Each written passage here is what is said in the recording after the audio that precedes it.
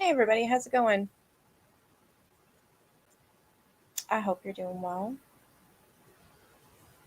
I'm just gonna show for right now. Hey Cool Gamer. You smashed that like button when it was teasing you. So I guess the boy in the box has been named. His name is Joseph. So I wanted to talk about that. I don't know, for some reason, even though it's before my time, 65 years ago, I believe, would have been. Or not 65 years ago. It happened in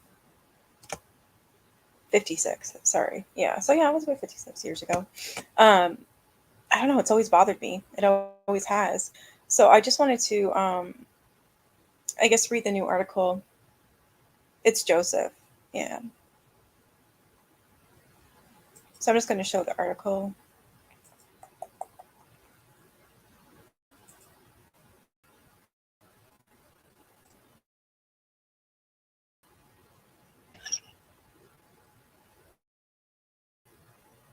So it says the boy in the box found in Philadelphia 65 years ago is finally identified. Detectives have located the family and know who the boy's parents are, but stopped short of disclosing who they believe is responsible for the youngster's death. Really? I want to know. All right. Northeast Philadelphia. Oh, sorry, I gotta mute The myself. boy appeared to be malnourished, and his body bore the signs. Hey, we have some extraordinary news here. Sorry, I'm trying to Philadelphia's pause it. There we go.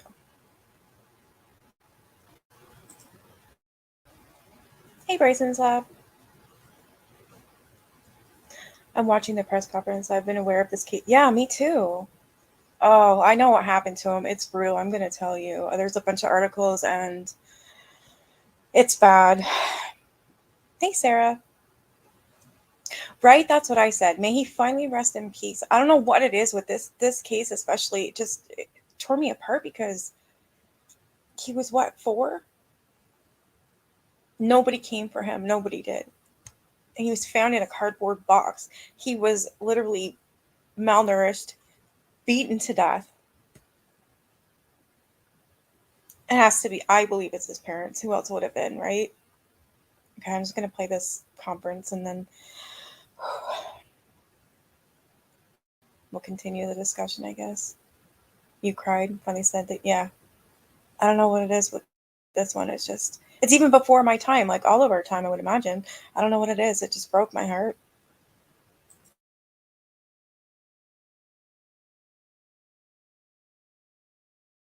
oldest unsolved homicides. February of 19, the body of an unidentified child was discovered inside of a box in a wooded area near Susquehanna Road in Northeast Philadelphia.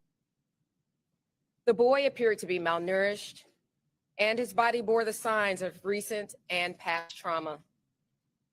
In his very short life, it was apparent that this child experienced horrors that no one should ever be subjected to.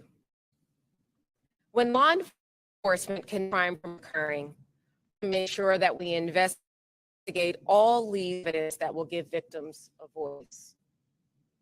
The science and technology in the identification of this child, one of our oldest unsolved homicides, gives me hope that we can continue to identify unknown victims of crime and that no one will ever again have to wait this long for their name and the story of their life to be told. Now turn this over to Captain Jason Smith, commanding officer of our homicide unit, who will provide details into the investigation. Without the hard work, dedication, and passion, and the doggedness of the many, we would not be here today to give America's formerly unknown child, Joseph Augustus Zarelli, a voice. On February 26, 1957, at 10:40 a.m., the remains of a white in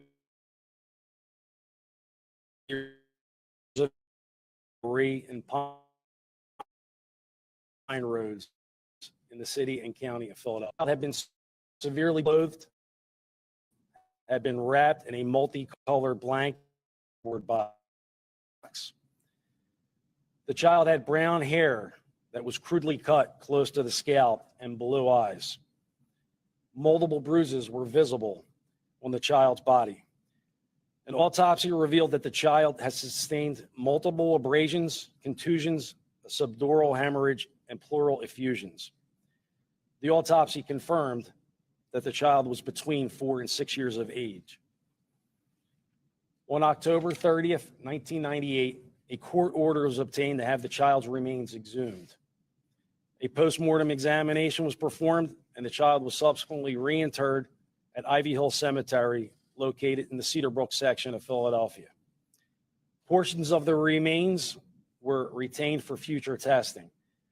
DNA testing was performed at that time, but yielded no new leads in the investigation.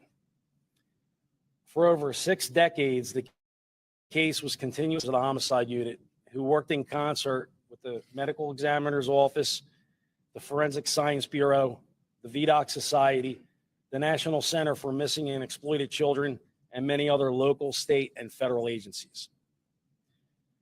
This investigation had come to be referred to as the boy in the box, and the child who was the subject of this investigation was referred to as America's unknown child. Contemporary forensic applications and techniques, including genealogical DNA testing and inquiries, were made with the assistance of genetic genealogists. The results of the DNA testing were uploaded to DNA databases, and the results by the genealogists involved in this investigation. Based on the interpretation of the results by the genealogists, detectives were able to locate and make contact with possible relatives of the child's family on the maternal side. In additional testing, the genealogists involved in this investigation were able to establish the identity of the birth mother of the unidentified child. I would like to address 3 questions which I believe most of you would like an answer to. The first is going to be, who are the child's parents and what are their names? At this point in time, we are not going to be releasing that information. Joseph has a number of siblings on both the mother and father side who are living, and it is out of respect for them that their parents' information remain confidential. The second question is obviously going to be, do we know who was responsible for Joseph's death? The answer at this time is unfortunately no. We have our suspicions as to who may be responsible of me to share these suspicions, as this remains an active and ongoing.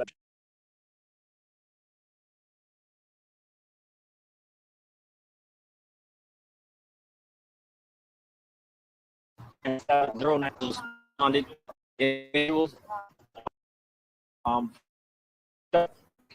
3.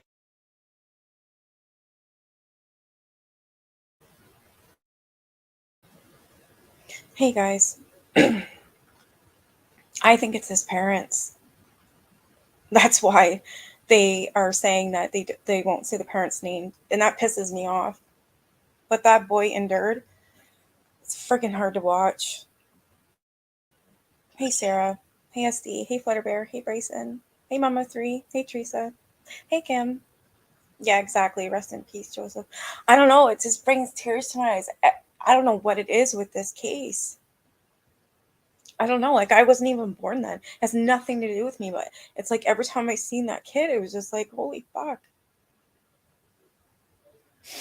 His parents are probably gone, but we can only hope that they get divine justice. I can't believe they're shielding the parents out of respect. Where was the respect of... Oh, there's articles when I read them to you about what happened to this kid. I don't know. It's a lot. You know, like when you have kids, you think like, if that was your boy, how could that ever happen? How could anybody do that to a child? I don't understand it. I don't know why. I don't understand why this case gets me, but it does. It has for years. I'm so glad that we know his name. His name is Joseph.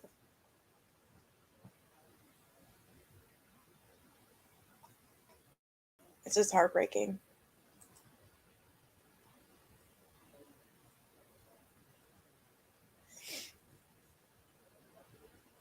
There's a couple other things. I'm gonna read some stuff to you guys for the backstory. the original photos, the newspaper articles. There's 2 of them that I picked up. The crime scene photo. It's a big ass trigger warning, okay? It's bad.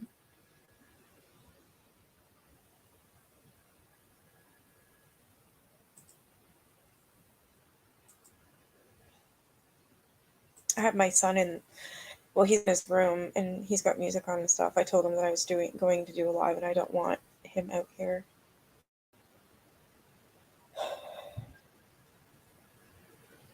Oh my God, I have so much. Okay. Yeah.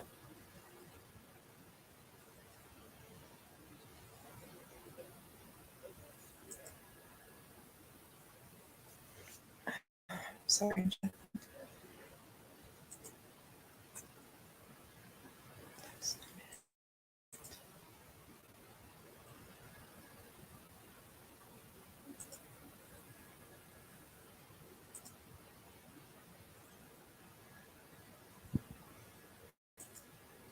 Okay, I think it's this one.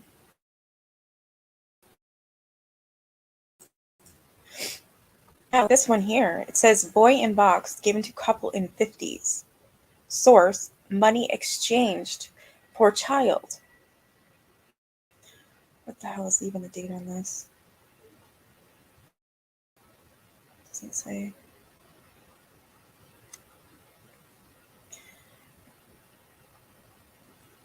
Jonathan, the so-called boy in the box, found murdered in 1957, was handed over to his caregiver 2 years before his death in a mysterious transaction that was not an official adoption, but involved the payment of money, sources told the Daily News yesterday. I didn't know this. This is all new to me. According to the sources, a woman who claims to have lived with the boy told investigators that the exchange allegedly took place at a home in the Philadelphia area. That's him. She said a man and a woman handed the child over to the mainline caregiver and her husband, who gave the couple an undetermined amount of cash before leaving with the boy. Sources said police have not been able to determine the relationship of the couple to the boy, though investigators are probing whether handing the boy over could have been arranged by relatives. The purpose of the cash transaction also is not clear. Money exchanged hands, a source told the Daily News, but it could have been reimbursement of expenses. It could have been stipend of some sort. We don't know if it's a quid pro quo for the boy. While investigators seeking to solve the 45-year-old murder, okay, so this was 10 years ago that this article came out. While investigators seeking to solve the 45-year-old murder are still trying to determine where the boy came from, it's hard to imagine the parents who gave him up being worse than the ones who took him in.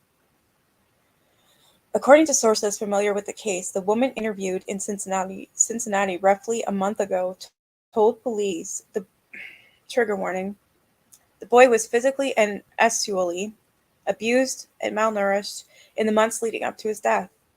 The sources say the boy was rarely seen outside on the leafy street of single-family homes where the family lived. Instead, he was kept inside and often relegated to the basement with nothing but a drain, used as a room, and a cardboard refrigerator box as a bed. If they knew, this is what pisses me off, okay? Like, if this is true, what the fuck? So they knew shit. Like, seriously? I'm confused by this. I was gonna say.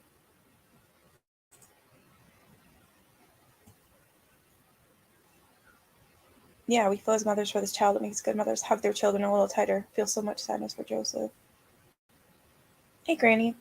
He was extensively beaten and abandoned off the side of a road. In a box, he was Billy's longest unknown. 66 years, you're right. Did you ever hear about this, Granny's watching this article? Asked Taylor, the video is really breaking. What do you mean? You think, yeah, it's a false article. If these people knew the boy, he would have had a name prior. Exactly. They were calling him Jonathan. It's Joseph.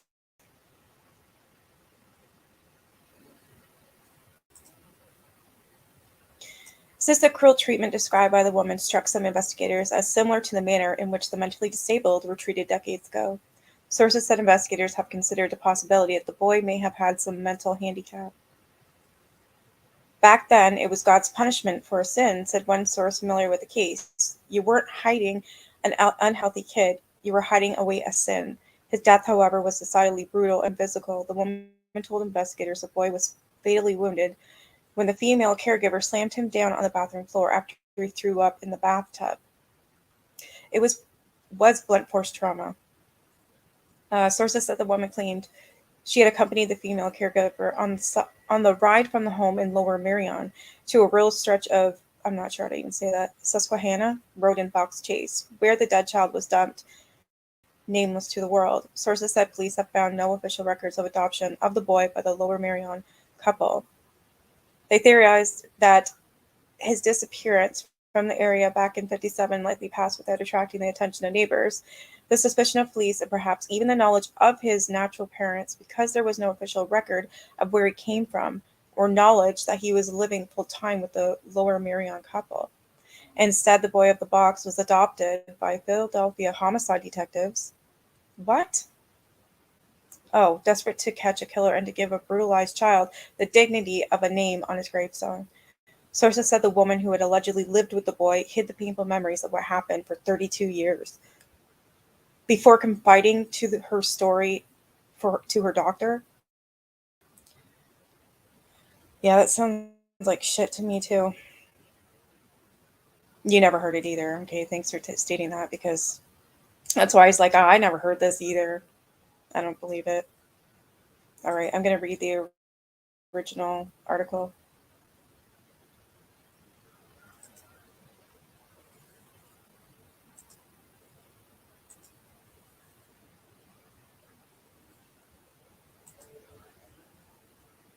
I'm just going to show quickly his grave. So it says America's Unknown Child. And it's a huge, like it's got the lamb on it. And then down here it says, Heavenly Father, bless this unknown boy. February 25th, 1957. So sad.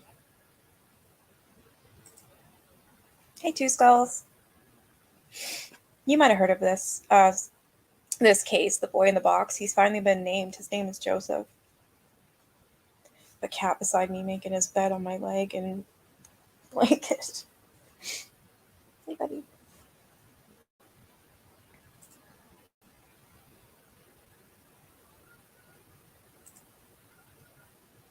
Just going to get rid of some of the stuff I've already showed you so I don't double it up. This was...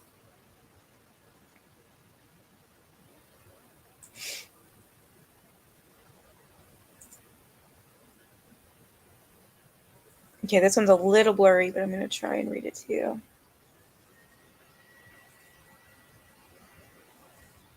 There is a suspect, but it's like you have heard of it? Yeah.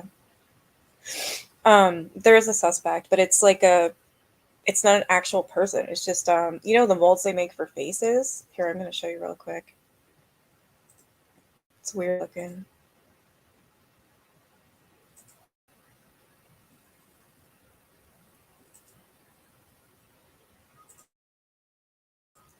This guy. Can you see it? I thought I had the image better.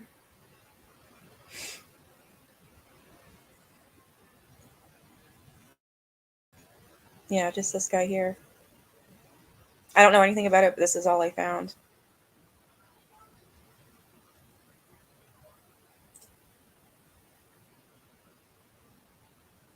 So yeah, it's a mold. Hey, Tuna. Okay, I'm going to try and read this article. This is the original article, I believe.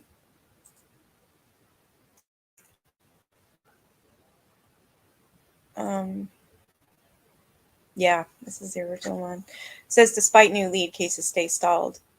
Oh, this is so hard.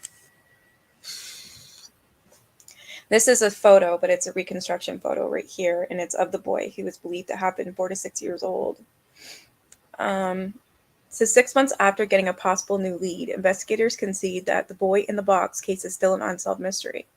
In June, authorities said they had gotten a tip that the hoped might produce a break in the 46-year-old case. Okay, so this isn't the original one. Of an identified boy, age 46, was found in a cardboard carton in Northeast Philadelphia. Investigators are retired investigators who have made this haunting case their life's work. Flew to Cincinnati to interview a woman who said she knew for certain that the boy was killed by a member of a wealthy okay, this is a different article and the same bullshit. So this happened. This is another article that came out 10 years 10 years ago. Okay, I'm not even gonna bother reading that. It's the same bullshit. Sorry, I thought it was the actual news article. I will look for that.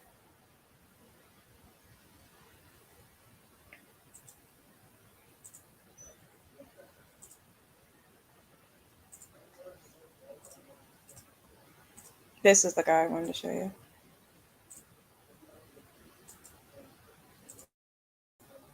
There, it's a better picture.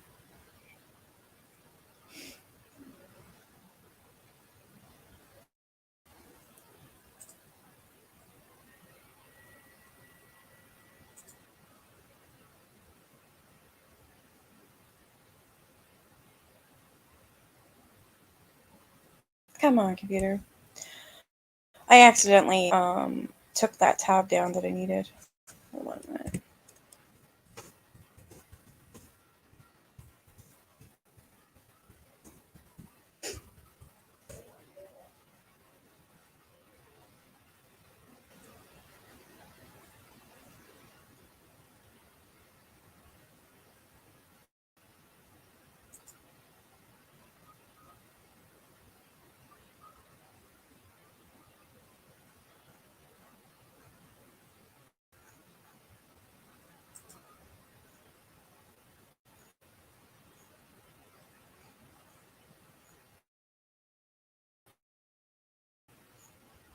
This one makes more sense. Yeah, that's the only person I have as a suspect, apparently.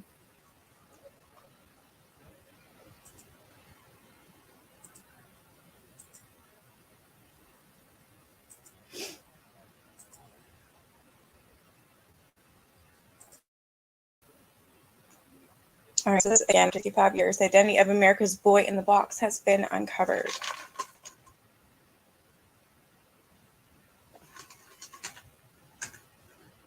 Wow.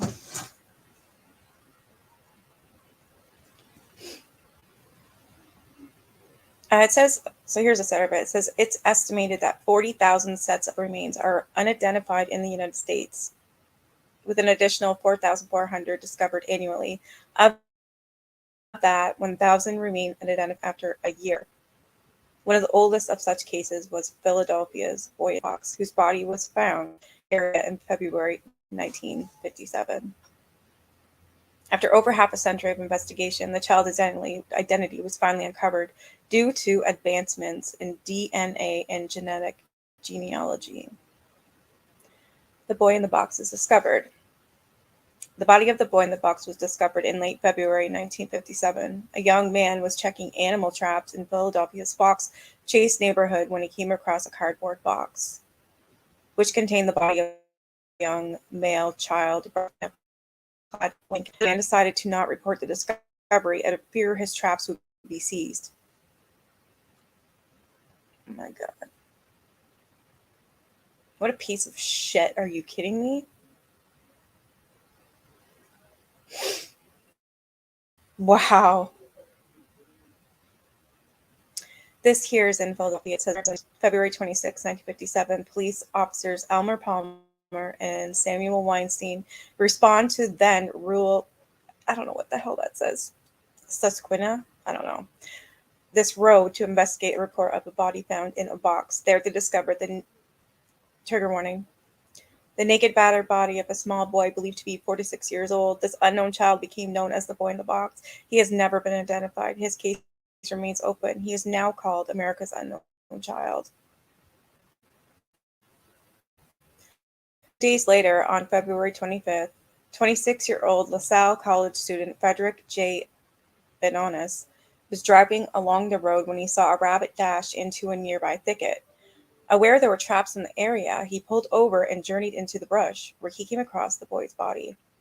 However, he thought he found a doll, and just like the previous man, didn't report his findings to the authorities. While listening to the radio the next day, he heard a report about a missing 4-year-old girl. Believing what he'd seen was related, he contacted local police. When asked why he went to report the discovery, he revealed he'd been spying on students at the nearby Good Shepherd School and hadn't wanted anyone to know why he was actually in the area. What the hell? Are you serious? Spying on students? What? The boy in the box wasn't the missing girl. She was located deceased a week later after having wandered into a vacant home where she died of starvation.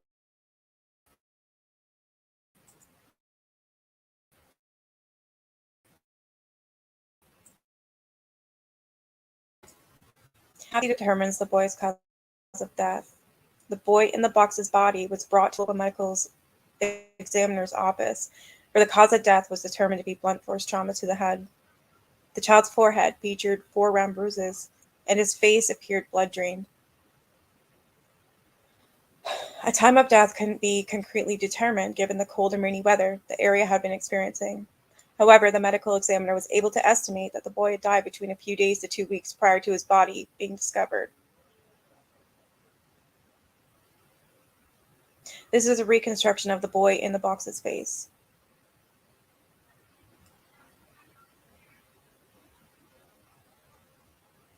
A number of other key pieces of information were also noted. The first was that it appeared as though the boy in the box had suffered years of abuse. Bruises were located all over his body, and his ribs showed through his chest, indicating he was malnourished. This was further supported by an analysis of his bones, which revealed his growth had been stunted. Additional things of note included that the child's esophagus showed signs he'd thrown up before his death. Despite having not eaten 2 to 3 hours prior, his feet were also wrinkled, which signaled to investigators that he'd been submerged in water just before he lost his life. The J.C. Penney bassinet box the child's body was found in. Holy frig.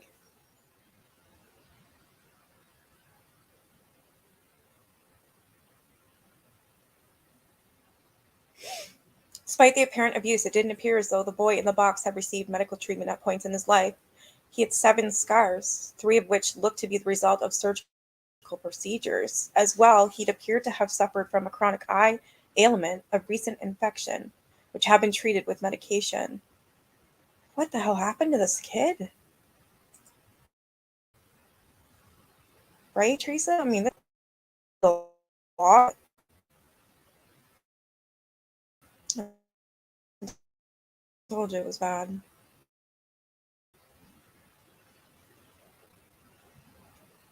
Like, why, if you're treating him with medication and he has surgical procedures, I mean, I don't know, I don't understand. The investigation into the boy in the box's identity begins. At first, it was believed the boy in the box's identity would be uncovered quickly. However, this proved false, as no missing child reports resembling his description were submitted. This forced investigators to ramp up their efforts. To generate leads, they broadcast information over police teletype and contacted child welfare agencies and other law enforcement groups. While this resulted in visitors traveling from 10 states to try and identify the boy, his name still eluded police. Fuck.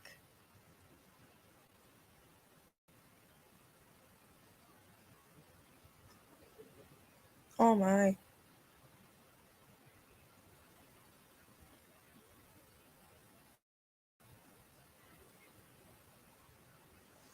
I'm sorry, I'm just trying. It's so hard to read. He was nude? Okay, I thought so. That's horrible. It says the photographs depict unidentified boy whose nude body was found in a cardboard carton in a thicket near that road I can't pronounce. And Verhey roads. Box Chase, Philadelphia, at 3:45 p.m., Monday, February 25th, 1957. Death caused by head injuries, multiple bruises over entire body. Death estimated to have occurred from 3 days to 2 weeks prior to discovery. He was 4 to 5 years old. Height was 40.5 inches, and he weighed 30 pounds. Blue eyes, fair complexion, medium to light brown hair, crudely cut. Full set of baby teeth. No deformities. Shaped scar under his chin. No vaccination scars. Tonsils not removed. No bone fractures. Finger and toenails neatly clipped. Clothing size is probably 4, and the shoe size was an 8. The blanket made of cheap cotton flannel, patterned with diamonds and blocks in green, rust, and white. Colors faded. Overall size 64 times 76 inches, with sections 21 and 26 missing. Clean, apparently washed recently. Mended with poor grade cotton thread on home type sewing machine. Would that mean that somebody cared about this boy? You know what I mean? Before I go on reading, I just want to see what you guys have to say. What does that mean? So faintly trimmed, and I mean, yeah, his scars and stuff like that, but a neatly washed blanket, I don't know. There was a man's cap found as well. It says man's cap, size 7.5, leather strap and back, royal blue, corduroy material, in excellent condition, with large roll of paper tissue in the sweatband, manufacturer's stamp in lining of crown, robin's bald eagle cap, curtain size 50. Yeah, okay. So apparently that box he was found in contained a bassinet. It was sold at JCPenney, and it sold for $7.50. It is requested that citizens and law enforcement, welfare caring agencies supply information concerning boys of this age and description known to be in the custody of persons who would abuse them. Also, the disappearance of absence of any child answering this description. Newspaper, radio, and television publicity requested. Notify a homicide unit, blah, blah, blah, blah, blah. Hundreds of thousands of flyers were printed in an attempt to identify the boy in the box. The local media was approached, resulting in the Philadelphia Inquirer printing 400,000 flyers. These were distributed across the local areas and were included in gas and electricity bills. An article which described the boy's scars was also printed in a pediatric journal. Neighborhoods were canvassed, as were hospitals, foster homes, and orphanages. When investigators visited the hospitals, they tried to compare the boy in the box to those the institutions had on file. However, these efforts too failed to bring about any leads. Turning to the physical evidence, investigators turned their attention to the boy in the box the boy was found in. It had a serial number which allowed them to trace it to a JCPenney store in Upper Darby, Pennsylvania. It contained a white bassinet, which was sold from December 5th, 1956 to February 16th, 1957. Records show that 12 purchases have been made, but after tracking down 8 of the buyers, the lead went nowhere.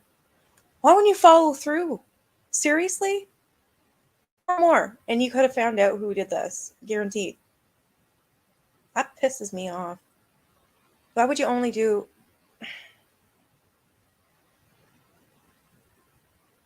only tracking down 8 of the buyers? And the lead, of course, it went nowhere. You didn't search the other 4.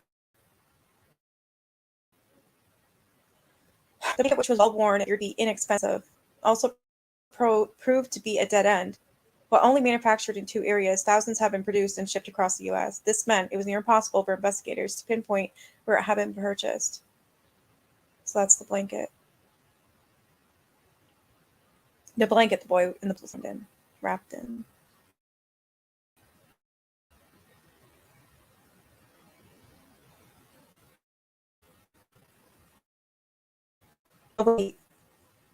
He had no identity because no one claimed him. for all these years, 66 years, nobody has claimed this boy. They just found out through DNA and genetics that who he was. His name is Joseph. This is insane. All right, Dragon May.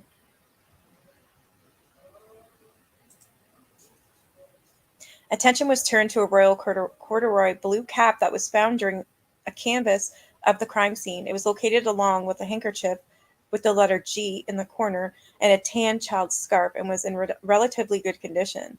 The manufacturer's stamp was located in the lining. Robin's bald eagle cap, and that was in Philadelphia.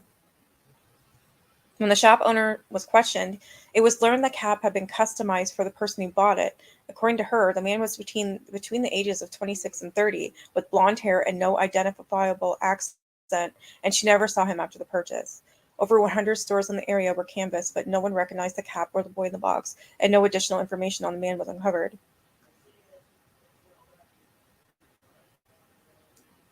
Wouldn't they have a name, though, for this customized order, like this cap? If it was made and customized for this man, when they have receipts, a copy of the receipt.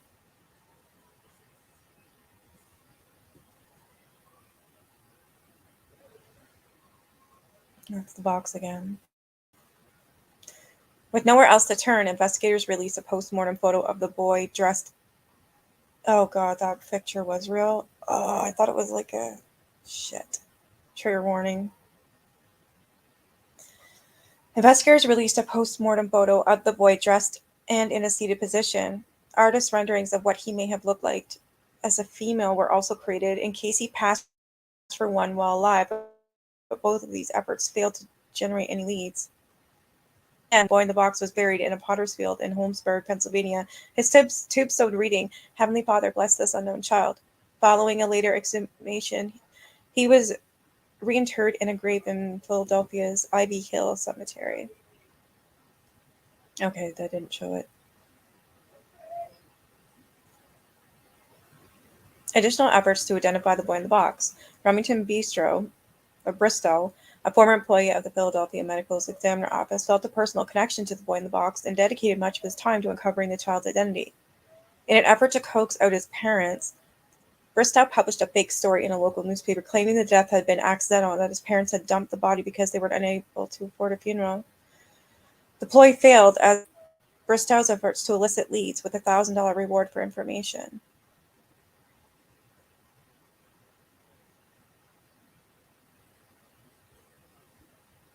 Golden State Killer. I was going to say, what the fuck? In 1998, the boy in the box's remains were exhumed to collect DNA. The same occurred in 2019, which resulted in the creation of a DNA profile. In 2019, this happened? Okay. A year prior, I guess. 2022. A year prior, the genetic genealogist responsible for identifying the Golden State Killer, also known as the East Area Rapist, also offered her help. The Viaduct Society, a crime-solving club in Philadelphia, also appealed to the public for information. It asked for those aged 55 and older to think back and recall if they remember a boy who may have gone missing within a 40-mile radius of the city in 1957. The group also asked doctors to check their medical records to see if anything on file matched the scars on the child's body. Two theories. Theories abound regarding the identity of the boy in the box and what happened to him. Some believed he was the child of carnival workers, while others theorized he was raised as a girl. However, two theories received the most focus. That's weird girl thing. I keep hearing about that. I don't know. Have you guys ever heard of this whole female thing? Yeah, birth certificates. I don't understand how they can find out who he was by his DNA if they had nothing to compare it to. I might be saying, no, you're not saying it wrong. Not at all. No. But being dressed at all? I don't know. This is weird. For a kid.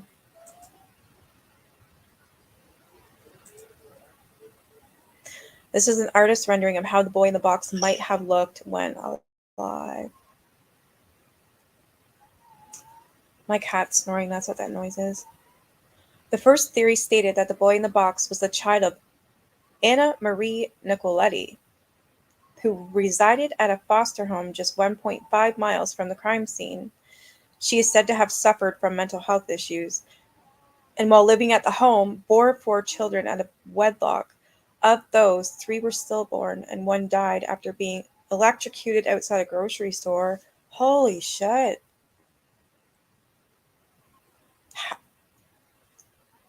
I don't even know what to say to that. Those who support this theory believe the boy's death was an accident caused by Nicoletti wanting the community to know she'd given birth outside of marriage. Oh my god. While this angle was looked into numerous times over the course of the investigation, no evidence was found to support it. As well, DNA testing later proved the child was not Nicoletti's son. The boy in the box re-entered at Philadelphia's Ivy Hill Cemetery, where his grave is well maintained. There it is.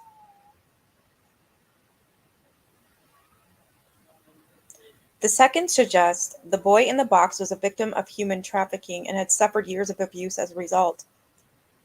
Supported by Remington Bristow, this line of thought came from a Cincinnati, Ohio-based psychiatrist who contacted investigators after a patient named either M, Mary, or Martha told her she wished to speak to them about the case. According to M, her mother purchased the boy from his parents. You can't just buy kids. What the hell? So according to M, her mother purchased the boy from his parents, after which he was subjected to abuse. One evening, he threw up his dinner and fell into a semi-conscious state. When M and her mother tried to clean him up in the bathtub, the boy died. Needing to conceal the death, the pair traveled to the dump site in Fox Chase. While removing the body from the car, a motorist stopped and asked if they needed help, assumed they'd suffered a flat tire. M's mother refused his offer, and the man drove away, after which they hid the boy's body in the brush. There's the boy's footprints.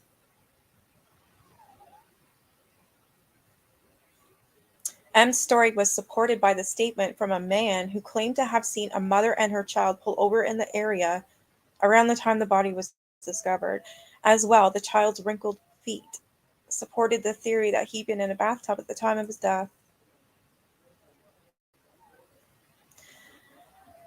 Despite the evidence pointing toward M's story being true, statements from neighbors revealed that no boy had lived at the residence. In addition, upon her name being released by the media, M fled the country and has not been seen since. Really? I mean, back in the day, I know that people would have, it was disgusting what they did, but have child mental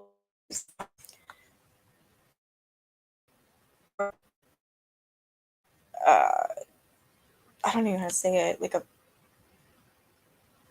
I don't know, like say a child with autism, they would lock that child up and they would hide them in the attic because it would be a burden and it was gross for them.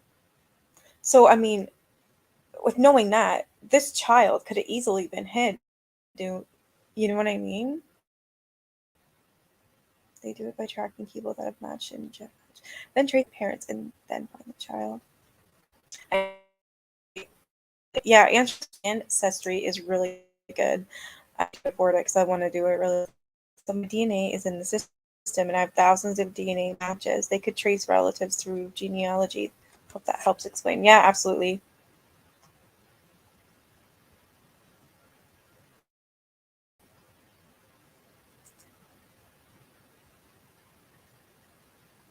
He fled the fucking country. Excuse my language, but M fled the country. Then it says here, the boy in the box identified as Joseph Augustus Zarelli on November 30th, 2022. The Philadelphia Police Department announced they'd uncovered the identity of the boy in the box, to be revealed at a press conference on December 8th. That was today. Soon after, information came out that alleged the child was from a prominent family that had resided in Delaware County, Pennsylvania. At the press conference, the boy in the box was identified as Joseph Augustus Zarelli. The identification was made through the use of genetic genealogy, through which they were able to locate relatives on the father. Okay, so it's the father's side that they found the relatives. DNA was subsequently obtained from these family members, confirming the child's, identity. They were also able to obtain his birth certificate. They were also able to obtain his birth certificate, which states the name of his birth father. What? That doesn't make sense to me. I mean, I'm sorry, what?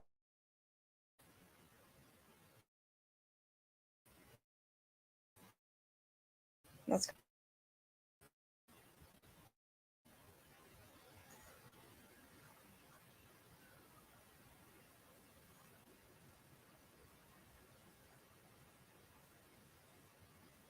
Here's a police officer. He says, today, after 65 years, America's unknown child's name was finally restored. I want to thank all who have worked tirelessly since 1957 to give Joseph Augustus Zarelli his voice back. However, the search for justice continues. And again, if you have any information of his homicide, please contact the police department.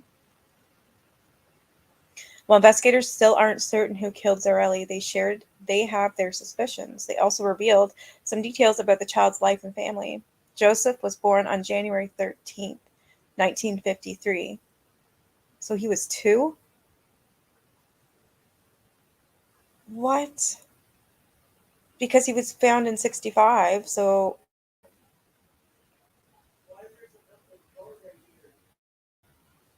he resided in West Philadelphia near the intersection of 61st and Morgan Street.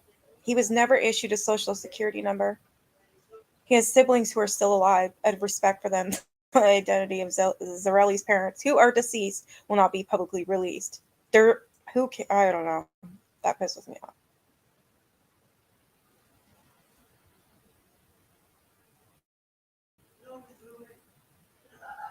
Okay, I think that's it. Yeah.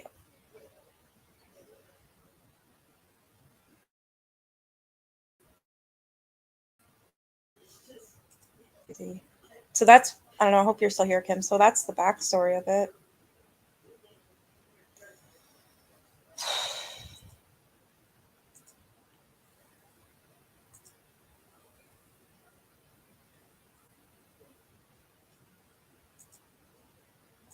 This is the crime scene. There's nothing. Okay, maybe you can see something. I just see a blanket, but now I just realized I think. Oh, okay, yeah, you can. No, I'm not. Sorry. I didn't realize. I thought that was a fucking blanket.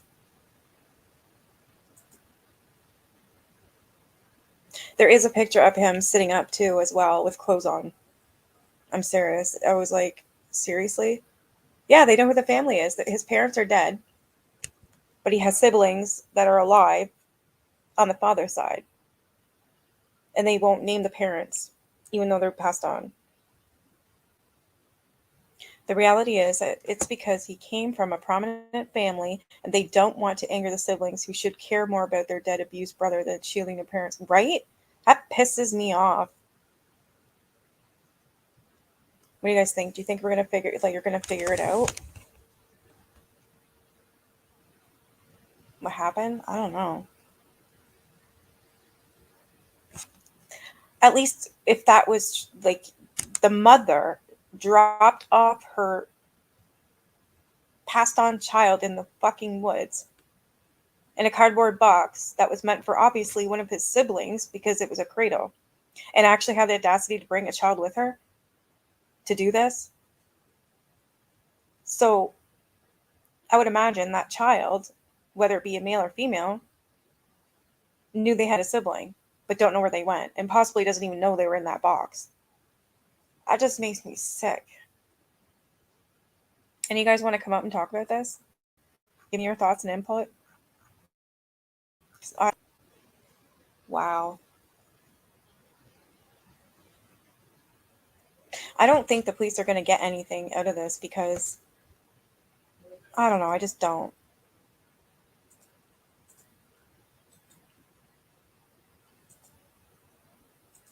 because they know the family. They know, like, well, they don't know the parents are gone, and they know the siblings on the father's side, not the mom's side. So what happened to her children then? Because she had a child with her, and I'm assuming she had one in her belly. So that's two other children that's not on the father's side. So where are they? Who? That's, I don't know.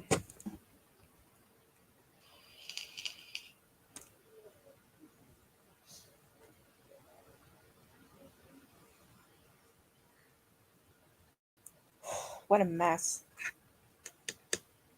I don't know. I have more questions than I do answers for you guys. I'm sorry. I just don't understand how anyone could do this to a child. Right? And they're saying he was SA'd. The only justice he can have now is to reveal the truth and expose the perpetrators and taint their reputations. That's all. And they don't want to give that sad. Right? How? Especially, like, I could just imagine the police that were involved in this case, if they're still alive, that one cop is, must be fuming, knowing that his identity has been found and his siblings on the father's side are the only ones alive, apparently. And they think they know who did it, but they are not going to say who the parents' names are. Because I know if I was that cop that was on that case, I'd be fuming. Because that's what I think happened. I think the mother did it. I really do.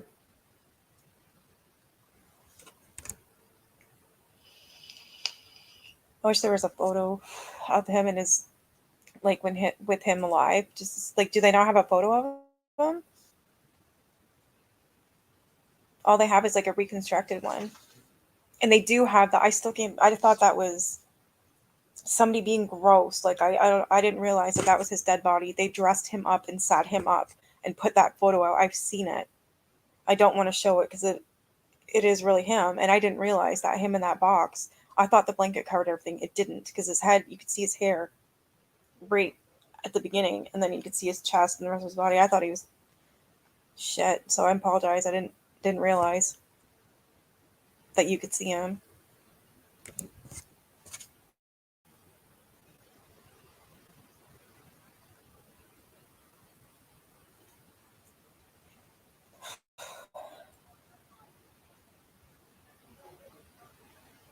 I hope that boy gets justice.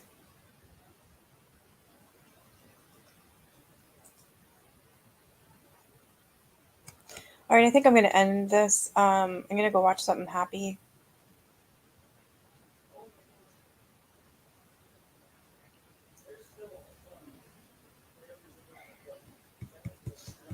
My son keeps poking his head out. He said he's hungry. That's all they do is eat. They're growing. He's going through huge growth spurts. I think I'll make some popcorn or something. Then again, if you guys have any questions or any inputs or anything, always talk to me in the comment section. And I know, I just want this to be solved. I pretty much think I know what happened, but that's just my input. I believe it was the mother. All right, you guys have a great night. Thanks for joining me. All right, have a good night, guys. Bye.